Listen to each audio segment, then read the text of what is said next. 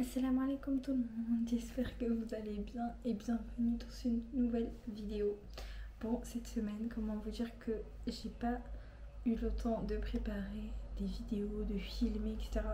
Parce que je travaillais toute la semaine et quand vous travaillez dans un magasin, vous n'avez pas trop le temps de filmer des choses. Enfin, j'avais rien d'intéressant à vous filmer parce que j'ai vraiment eu le temps de rien faire. Je me levais, j'allais au travail, je rentrais, je dormais ou je regardais une série. Et vraiment, genre, en ce moment, je suis dans une phase où j'ai plus le temps de, entre guillemets, respirer, d'avoir des moments où je suis avec Allah, etc.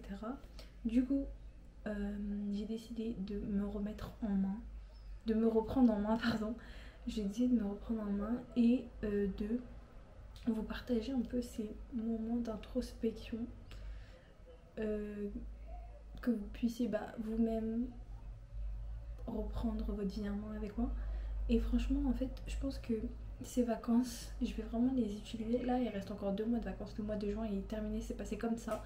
J'ai vraiment même pas eu le temps en soi de me retrouver avec moi-même et avec mon rab, etc.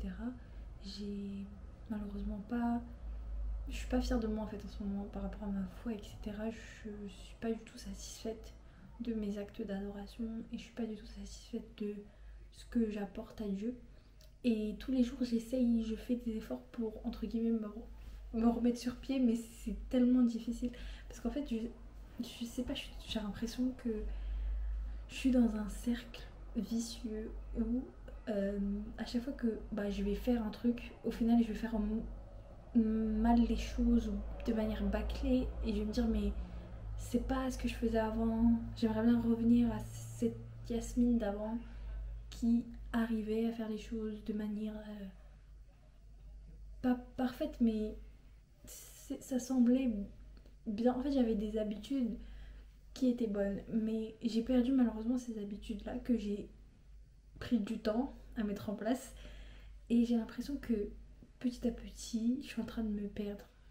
Et je sais pas si c'est à cause des réseaux sociaux ou si c'est à cause du fait que, alhamdoulilah, j'ai accompli des choses et que je prends les choses pour acquises. Je sais pas. Je sais pas du tout.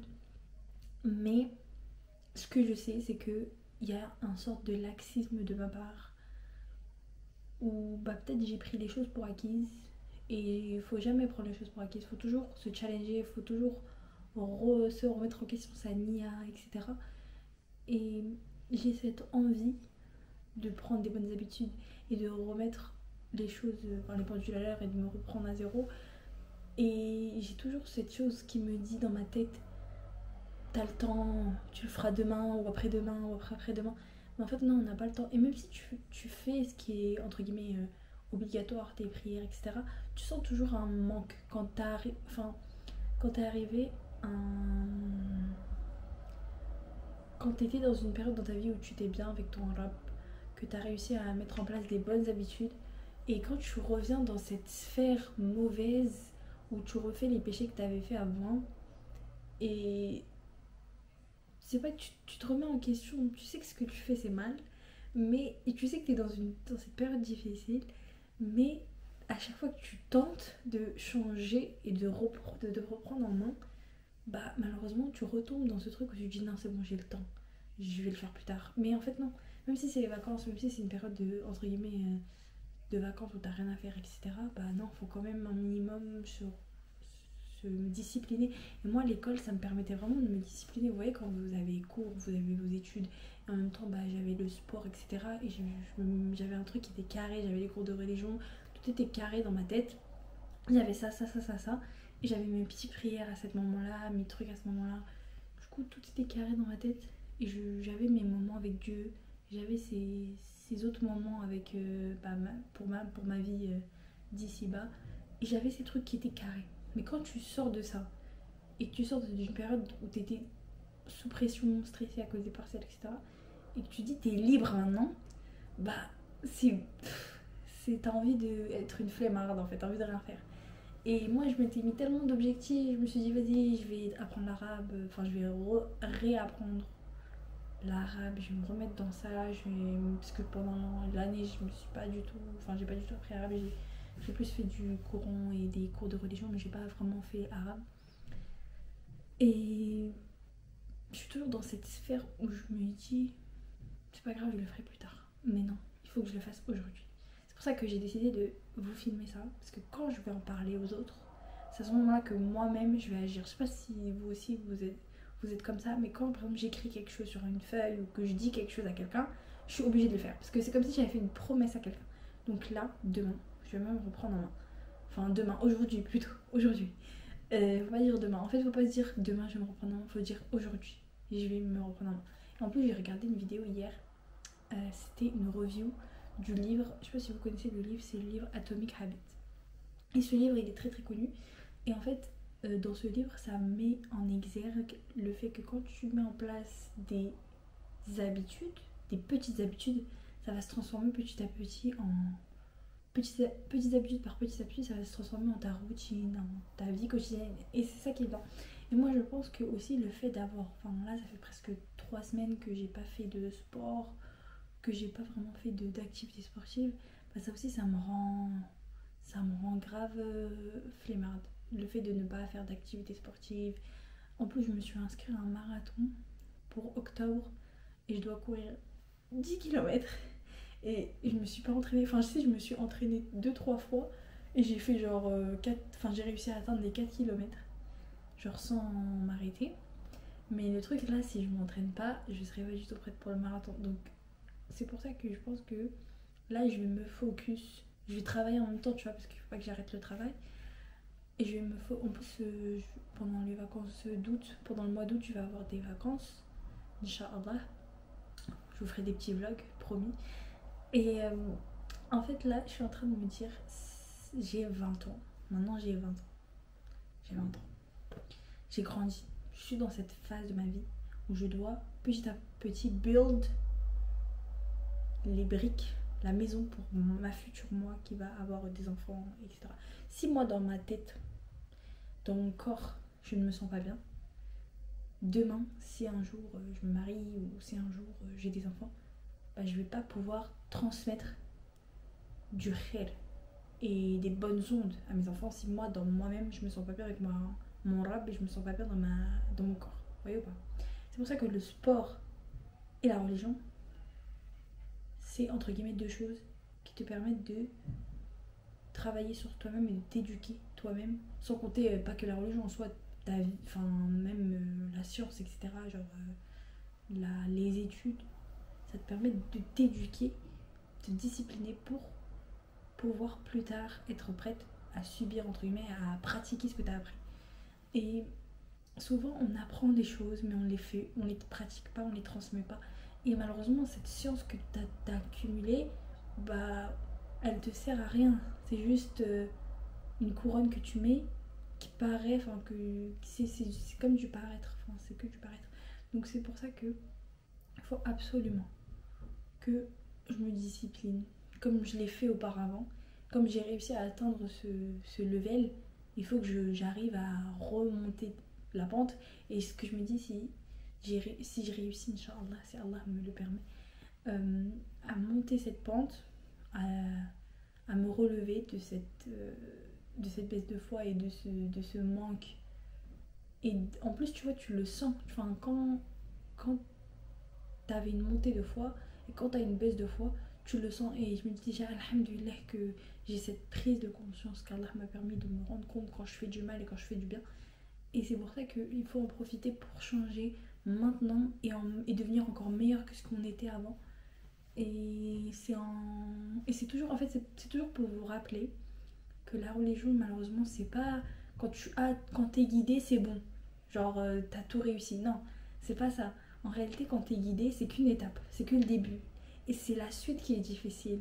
En fait, c'est le fait de se maintenir dans la religion qui est difficile. C'est le fait d'être constant. Et c'est ça qui est dur parce que souvent, on vit dans une société où c'est tellement facile d'être égaré, c'est tellement facile de retomber dans ses travers. C'est tellement facile, genre juste tu rencontres quelqu'un qui va avoir une mauvaise influence sur toi et tu vas retomber dans la musique. Ou alors tu vas écouter une musique sur TikTok, tu vas te retomber, enfin tu vas te redire vas-y, je vais réécouter la musique, c'est pas grave. Et tu vas retomber dans ce vice. Et ce vice va t'inciter à faire encore d'autres péchés. Tu vas retomber dans ça, ça, ça. Des trucs dont tu t'étais privé, tu vas les refaire parce que tu as eu cette petite voix dans ta tête qui a dit non, vas-y, une fois, c'est pas grave, fais-le une fois. Et après, ça t'arrêtera. Et en fait, quand tu le fais une fois, tu le fais plusieurs fois. Après, tu le refais encore une fois. Tu le refais jusqu'à que ça devient genre, t'es plongé dedans et t'es piégé. Et t'es dans ce péché, genre, et t'arrives plus à en sortir. Mais tu savais que ce péché était pas bien parce que t'avais réussi à arrêter, mais t'es dedans. Et je pense que le plus important, quand tu retombes dans cette chose-là, le plus important c'est de, bien sûr, le repentir. Évidemment, le repentir, se remettre à Dieu et demander à Dieu de l'aide parce que sans Dieu, on ne peut pas y arriver. Et de faire l'effort, de se forcer. Vraiment, il faut se forcer. Même si t'as plus le goût à lire le Coran, t'as plus le goût à prier, t'as plus le goût à te donner à fond dans ton dîne, il faut te forcer, il faut que tu te forces, force jusqu'à la fin. Et après, quand t'as réussi à te forger une discipline, une habitude, et tu fais petit à petit, comme tu avais fait au début quand t'as réussi à être guidé au début, t'as bien fait petit à petit, t'as pas d'un coup été un imam, non. Doucement, doucement, t'as fait des petits pas, et t'as réussi à atteindre ce degré-là. Et ça, c'est la même chose. Quand tu retombes, tu dois refaire la même chose. Tu dois faire des petits pas. Et tu dois te rappeler, te souvenir de, entre guillemets, ce que tu as réussi à faire auparavant. Tu peux le faire aujourd'hui. Si auparavant tu as réussi, maintenant tu peux le faire. Et il faut pas se dire qu'on régresse ou qu'on descend.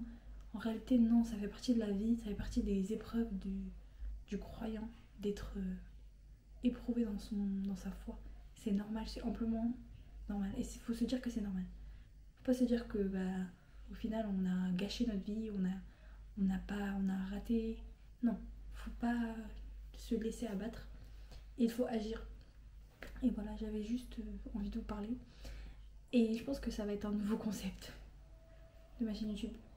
En ce moment, je suis en train de filmer. Enfin, je sais pas si vous remarquez un changement, mais je suis en train de filmer avec ma caméra. C'est la DJI Pocket. Je sais pas comment je vais appeler cette vidéo. Je vais réfléchir et je vais voir. Mais en tout cas, c'était juste pour vous partager ces quelques mots que j'avais dans ma tête et que j'avais envie de vous dire. Et si vous êtes dans la même situation que moi, que vous vous sentez mal, que vous vous sentez impuissant ou que vous vous sentez régressé dans votre foi, dites-vous que vous n'êtes pas seul. On est tous dans le même bateau. On va tous réussir. Il faut juste qu'on travaille sur soi-même. Il faut juste qu'on lâche pas l'affaire. Il faut pas qu'on s'abandonne au plaisir d'ici-bas et à nos désirs. Il faut qu'on combatte en fait notre nefs et que toute notre vie on va devoir combattre. Toute notre vie on va devoir lutter contre nous-mêmes jusqu'à que Allah y prenne notre âme. Et toute votre vie vous allez vous battre. Ce sera jamais, vous serez jamais en fait, vous allez jamais être parfait. Vous allez jamais atteindre ce degré en vous disant ok c'est bon, j'ai réussi ma vie, c'est bon, je suis constante dans ma religion. Après, qu'Allah nous accorde le fait d'être constant tout le temps, tous les jours. Mais on aura, pour moi, genre, je suis de la croyance que pour moi, chaque musulman, chaque croyant, il va lutter contre lui-même. Genre, même le plus croyant d'entre nous, le plus pieux d'entre nous, il a quand même des failles. Vous voyez, on a tous des failles. Et il faut pas oublier qu'on va rentrer au paradis par la rahma d'Allah. Et ça me rassure Enfin, ça me rassure. Ça me rassure et en même temps, ça me motive de me dire que malgré le fait que tu fautes, Allah il peut oublier, il peut te pardonner. Donc c'est pour ça que il faut tout le temps se dire et entre guillemets être patient avec soi-même et lutter contre soi-même et en même temps comprendre ses failles. Enfin pour moi, pour lutter contre un défaut ou un mal, il faut le comprendre, il faut comprendre d'où il vient. Si tu arrives à comprendre d'où il vient, tout va être clair dans ta tête. Et souvent, c'est grâce à l'écriture que je comprends ce qui va pas. Genre moi, quand je suis dans des moments où ça va pas, j'écris et je me dis, je vais écrire aujourd'hui, je vais tout déballer dans mon carnet. Quand je relis mon carnet, tout est plus clair dans ma tête. Et je me dis, ok, je comprends pourquoi j'ai ces manquements-là et j'ai ces failles-là. Et il faut être patient avec soi-même. Quand je dis qu'il faut être patient avec soi-même, il faut comprendre qu'on aura toujours des moments où où le djinn sera difficile. En fait, on vit dans une autre dunya pour lutter contre nous-mêmes, pour être éprouvés et pour adorer Dieu, bien évidemment. Et c'est notre athlétisme, c'est le fait qu'on s'accroche à notre dîne qui nous fera réussir, Inch'Allah, et qui nous fera rentrer au paradis. C'est le fait qu'on s'accroche à cette corde, à ce lien qu'on a avec Dieu, malgré le fait de trébucher, malgré le fait que tu tombes, que tu te relèves. C'est le fait que cette corde-là, tu ne l'as pas lâchée depuis le début. Et c'est ça qui compte. Pour moi, c'est ça qui compte. C'est le fait de s'accrocher à cette corde. Si tu as réussi à t'accrocher à cette corde et tu ne l'as pas lâchée et que tu as toujours eu l'espoir que Dieu il sera avec toi, que Dieu il t'aidera et que Dieu il te facilitera et que Dieu est le centre de ta vie, bah tu auras le paradis, Inch'Allah. Et malgré les fautes que tu as fait auparavant, tu as essayé quand même de changer ces fautes-là, que tu as essayé de t'améliorer. Tu as fait de ton mieux pour te sacrifier et pour t'éloigner de ces péchés-là. Pour moi, tu as réussi, tu as réussi le test. Après, bien évidemment, c'est Allah qui décidera qui réussira et qui échouera à ce test. Mais c'est important de se rappeler de notre faiblesse et que sans Allah, on ne peut rien faire. Et vraiment, on est faible. Et ça prouve, encore une fois, les moments comme ça, tu vois, les moments difficiles où t'arrives même pas à tenir une prière décente, ou t'arrives même pas à tenir une lecture du Coran décente. Ça permet de montrer que l'homme est tellement faible, que l'homme il est jamais satisfait, que l'homme il sera toujours ingrat, un petit peu quand même. Même si t'es pas ingrat, tu seras toujours un peu ingrat auprès d'Allah, parce que Allah il t'a tellement accordé de bienfaits, et nous ce qu'on donne en retour à Allah n'aura jamais aucune valeur, enfin ce sera jamais quelque chose qui sera proportionnel à ce qu'il nous donne. Et ça montre que bah malheureusement on sera toujours un petit peu ingrat dans notre adoration. Donc voilà les filles, je pense que je vais me taire parce que ça fait 17 minutes que je parle. Donc j'espère que ces quelques mots vous auront plu. Et écoutez ça quand vous êtes au calme. Et voilà, j'espère que je vais réussir à sortir de ce cercle vicieux et que, Inch'Allah ya Rabbi, qu'Allah me facilite de vraiment me remotiver pour les bonnes choses et me redonner l'envie en fait et la passion que j'avais avant pour mes actes d'adoration, et que je puisse un minimum me sentir bien, et m'éloigner des péchés qui me bouffent.